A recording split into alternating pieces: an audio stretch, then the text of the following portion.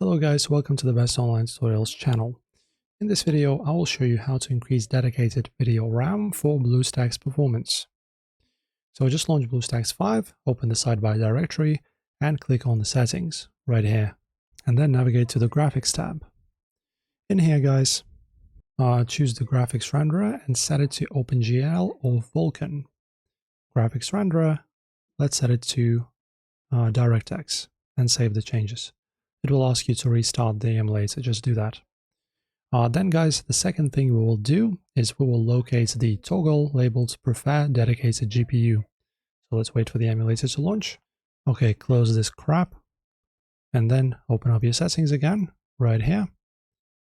And then also to the graphics and choose the GPU. As you can see, prefer dedicated GPU. So always use your dedicated because it's going to be much more powerful, of course, if you have one.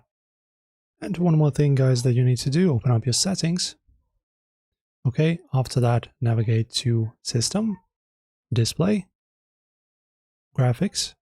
And then, guys, as you can see, there's going to be this list. So what you need to do is just find the executable for BlueStacks, which is actually not that hard to do. Just go into your Task Manager, type in BlueStacks. There you go. And then open up this right here, right-click, and then open File Location. Okay, and as you can see, we need either HD player or the BlueStacks server. I think it's pretty much going to be, yeah, it's going to be this HD player. This is what we need. Copy the path, close that, go back here, add desktop app, copy and paste, and choose HD player. Let me find HD player, there you go. Okay, and when it appears in the list, as you can see, BlueStacks, click here and choose high performance. That's it. And now you can close out.